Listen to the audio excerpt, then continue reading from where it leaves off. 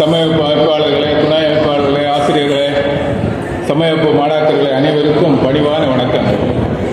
ஒரு சின்ன நிகழ்ச்சியை மட்டும் சொல்லலாம்னு நினைக்கிறேன். நிறைய இடங்களில் சொன்னதுதான். அண்மையில் என் குடும்பத்தை சார்ந்த கொஞ்சம் குழந்தைகளை நம்ம வெட்டுவண்டி சாஸ்தா கோயிலுக்கு கூட்டிட்டு நிறைய பேர் போயிருப்பீங்க இல்லையா? போகும்போது அதில் இருந்த சின்ன குழந்தைகள்லாம் முன்ன கோயில் நுழைவாயில் இருக்கக்கூடிய 2 திருவுருவத்தை பார்த்துட்டு அதில் 2 பசங்க கேட்டாங்க, நாங்கள் முன்ன வரும்போது இது கிடையாது, இப்போ இருக்குது, எதுக்கு வச்சிருக்காங்க? அப்போ அவங்கள எல்லாரையும் கூப்பிட்டு அந்த கோயிலுக்கு அந்த பெரியவங்க எல்லாம் வந்தாங்க. வந்து விளக்கத்தில் சொல்லும்போது 2 துவாரபாலகர்கள். என்னது? துவாரபாலகர்கள். சரி, பிள்ளை பேசாம இருந்தாங்க. அடுத்து 2 முகம் உடல் எல்லாம் ஒண்ணு போல இருக்கு, கையில மட்டும் வித்தியாசம் இருக்கு. அப்ப அது விளக்கம் என்னன்னா, அந்த ஒரு கை அந்த பக்கத்தில் இருக்கக்கூடிய அந்த துவாரபாலகர் கை எப்படி வச்சு, வலது பக்கத்தில் இருக்கக்கூடிய துவாரபாலகர் ஒரு கையில விரல மட்டும் காட்டுது. அப்ப அந்த குழந்தைகளுக்கு நான் சொன்ன விளக்கம் என்னன்னா, நம்ம உள்ள போகும்போது அப்படி சுற்றி வரும்போது நிறைய சந்நிதி இருக்கு.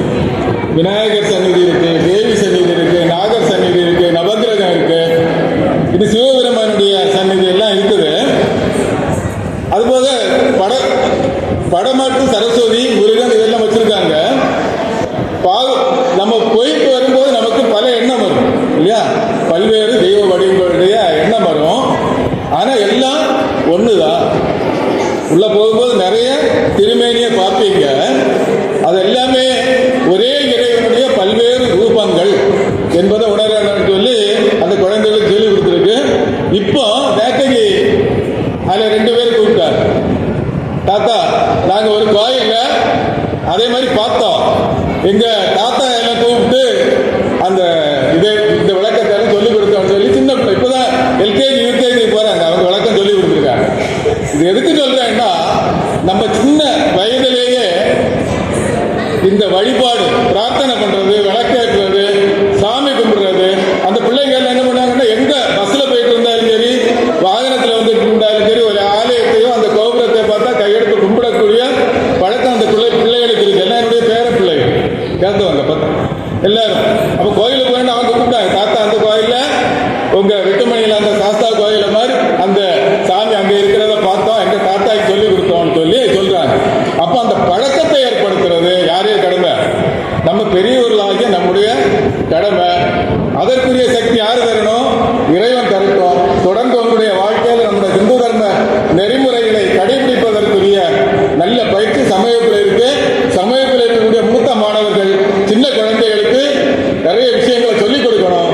அதோட பார்த்தா நம்ம சமயப்பு வித்யாதிபதி பட்டம் பெற்ற பிறகு எம்ஏ பிலாசபி படிக்கிறோம். எம்ஏ பிலாசபி அதனால எனக்கு என்ன ஆச்சுன்னா, அந்த எம்ஏ பிலாசபி படிக்கிறதுக்கு ரொம்ப பயனுள்ளதாக இருந்து இந்த பாடத்திட்டங்கள். இன்னைக்கு வந்து பல தேர்வுகளுக்கு இருக்கக்கூடிய நிறைய விஷயங்கள் இந்த பாடத்திட்டத்தில் இருக்குது. அதை நல்ல முறையில் படித்து அந்த கீதையில 27 ஸ்லோகம் இருக்கு.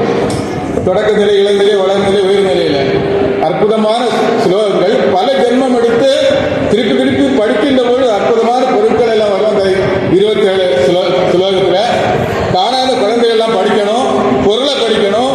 அப்படி படிக்கும்போது நம்முடைய சமயத்துக்கு மேல எந்த விதமான தயக்கமும் வராது, நம்பிக்கை அதிகமாக நம்ம பதில் சொல்ல முடியும். அப்படி இருக்கக்கூடிய அந்த சமயப்பு குழந்தைகளா உருவாக்கணும். அதற்கு எல்லா சக்தியும் இறைவன் தர